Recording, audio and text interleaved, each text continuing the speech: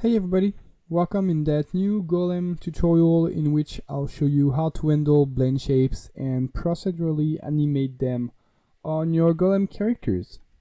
So I'm running Golem 804 and Maya 2018, and before we get started, as of today, there are two important things you need to remind whenever you need to do blend shapes. So make sure that you check the known issues page because that may change at some point. So first is due to a Maya bug which appeared in 2018, in which in some situation the target geometry of a blend shape is not in your Maya scene anymore.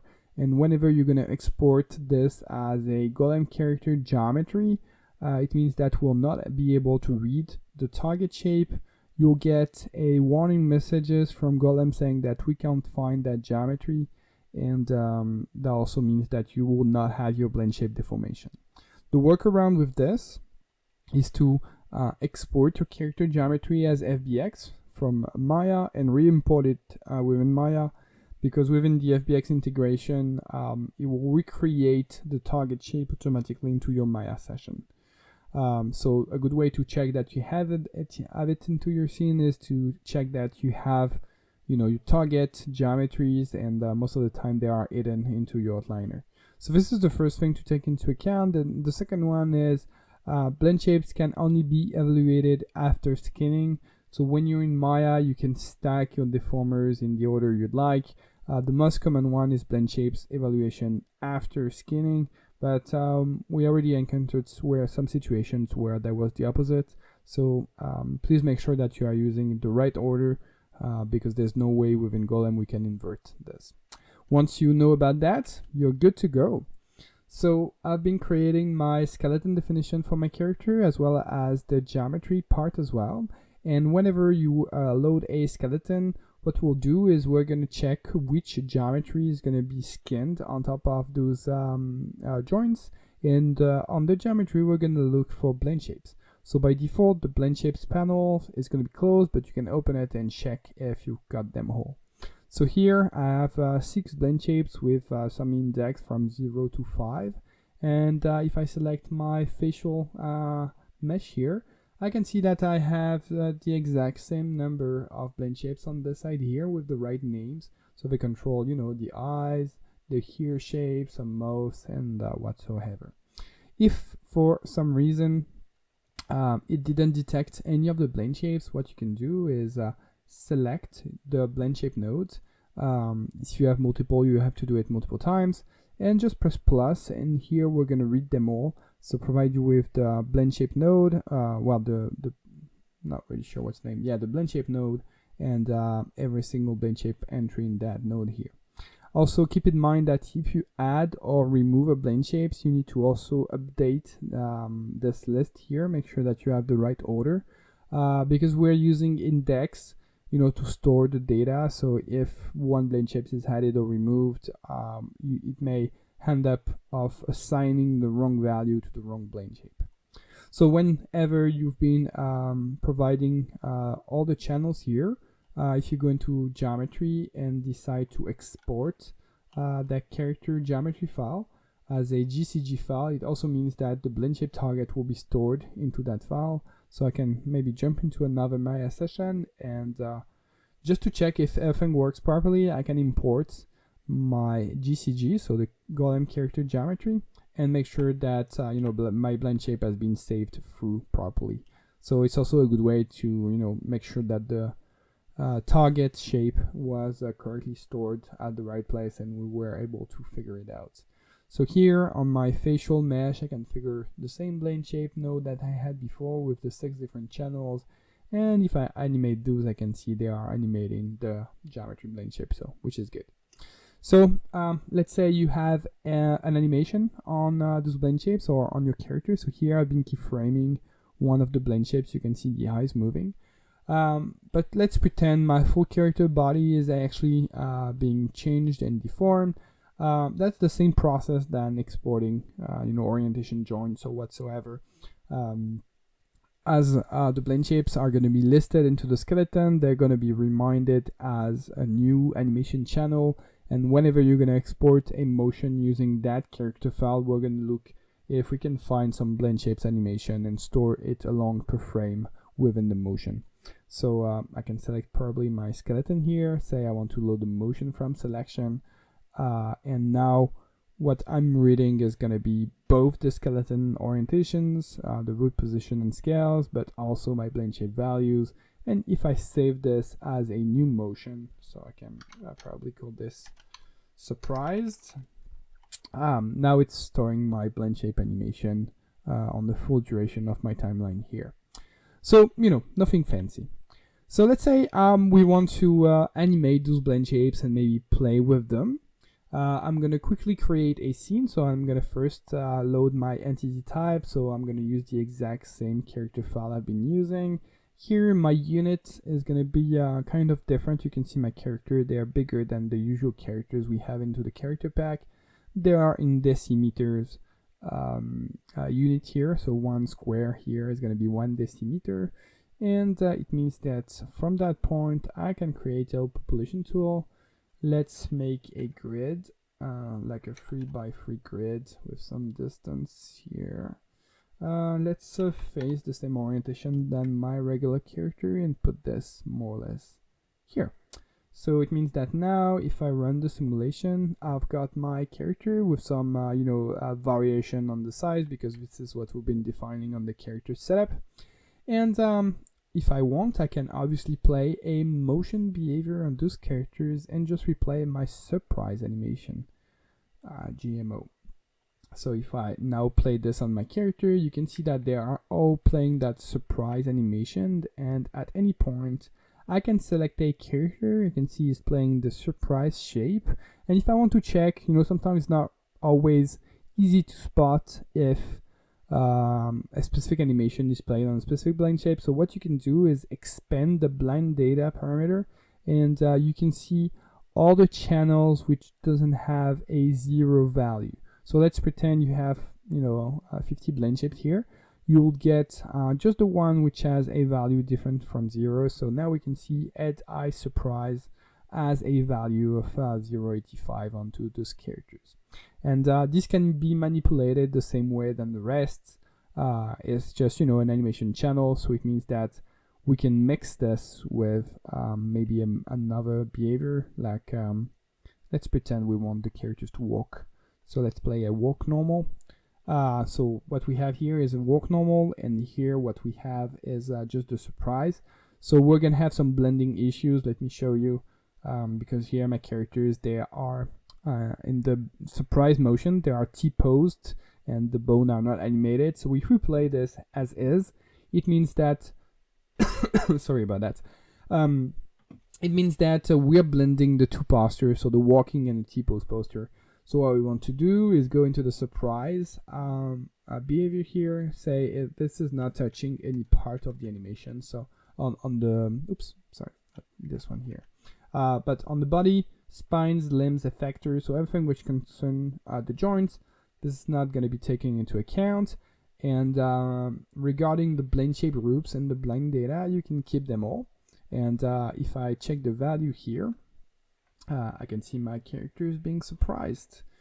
Yeah, we're kind of good with this. We can also select from this motion behavior which blind data we want to play. So sometimes we may want to isolate some specific channels animations. So up to you to decide. Let's say we want to have diversity in terms of characters' facial expression, and we don't want to play an animation for that. We want to assign some random values to the different blend shapes, so especially to that surprise blend shapes, and have different values for the characters. So I can probably remove that surprise animation behavior, and what I'm going to bring in is the set bone behavior. So the set bone behavior, as the name tells, can help you animate it, overwrite orientation of bones of the character, but it can also help you to override blind data attributes of a character. So blind data is kind of the generic way we provide to blend shapes and other data, which are usually floating channels, but blend shapes are a subset of the blind data here. And we can see here that we can just add a new blend data expression. It's gonna ask you to provide us with a name and some expression. So for the name here, I would like to take the same name that which has been stored onto my character. If I want, I have helper below, so I can expand that window. I can see what kind of blend shapes are available on the characters in my scenes. So here, as I said, we want to play with the eyes, head, surprise. We want to copy paste this here, and we're saying that we're gonna animate our head, eyes, surprise blend shapes on the character. We can figure also which operator we want to use. So here we're just gonna assign some specific value. And here what we want to do is having a random value per character. To do this, one convenient way to do it will be to use a ramp. So I'm gonna create a new ramp. So this is a ramp node which I can control and create some values. And what I'm gonna do is say, okay, what I want to read from my head, eyes, surprise blend shapes is that ramp at index 0. So I can use that specific keyword, which is hash ramp 0, and another hash. I think the name of that character is hashtag, correct? So hash ramp 0 hash, and here it tells you that it's gonna read that data here. You can create as many ramp as you want to, and you can have as many expression and maybe assign different values together.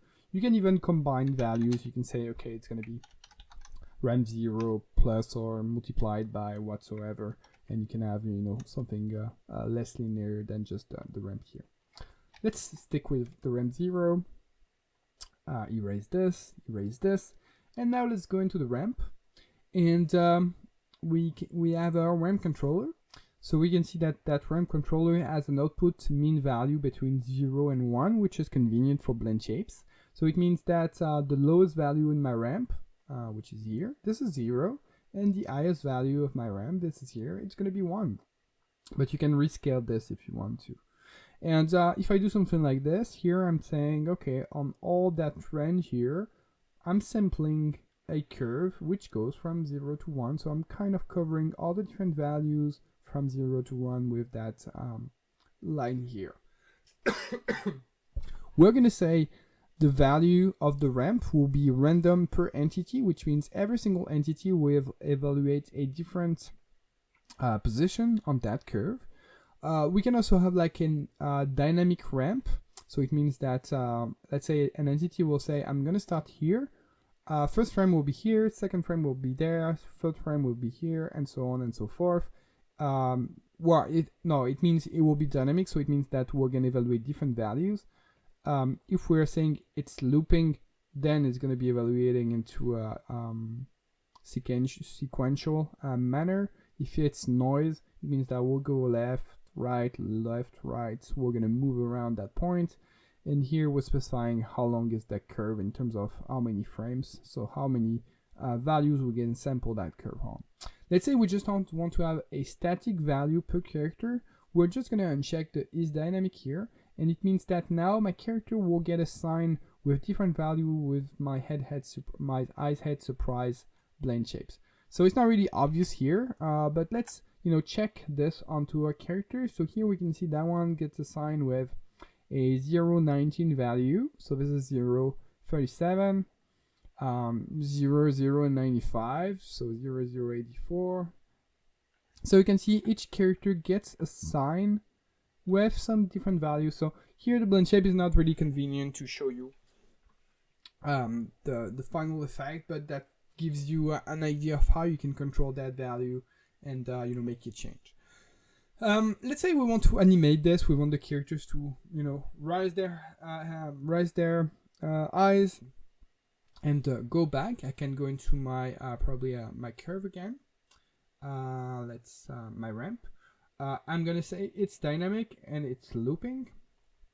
So now we'll have each character picking a target while picking a random value for that blend shapes, and then raising until 1 and then jumping back to 0. So this is why you got that weird jump in terms of geometry. So not really great. So as it's looping here, you want to make sure that your curve is also looping. So what I'll do is just say, oops, wrong. Let's remove those points there. Yep. I want to make my curve looping, so it's gonna avoid that glitch where the geometry jumps. And the next time you have your character raising their eyes, being surprised, and going back to initial position. If you figure that it's going too fast, you can increase that duration here, and now you'll have a slower animation. And you can follow, as always, the value of the blend shapes from the visual feedback panel. So let's say you've got some blend shapes to define what's going to be the shape of the body of your character. That's a good way to assign random values per characters. Or let's say you have maybe a way to make the characters blinking, but you don't have animations. You have just the blend shapes. You can define that that curve here to make the characters blink and say, okay, I'm just gonna do this for 10 frames and put a pose right afterwards and have my character blinking. So yeah, just a convenient way to have this being available for procedural control.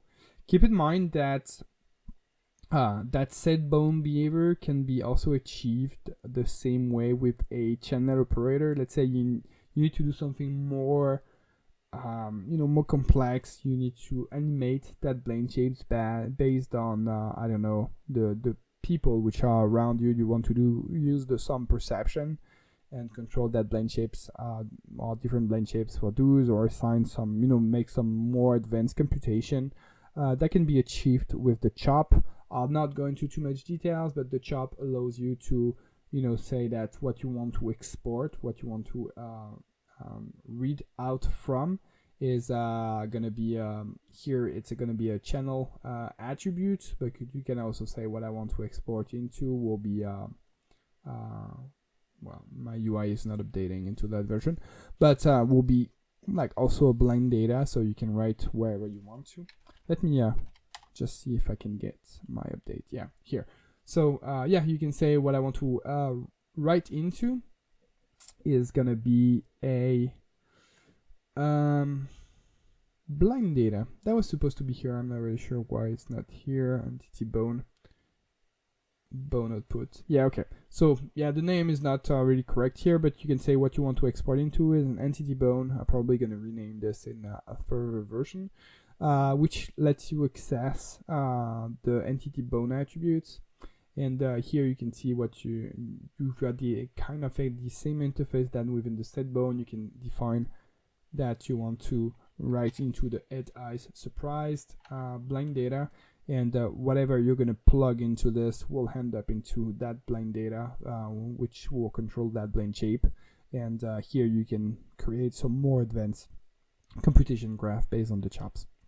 So that's kind of it. That kind of cover the different caveats within the blend shapes. Make sure that you've got the destination target in your scene, and that they're stored properly into the GCG. And when you're good with this, it can be controlled with motion clips, with set bone behavior, or with the chop operator. So I hope that helps, and see you into the next video.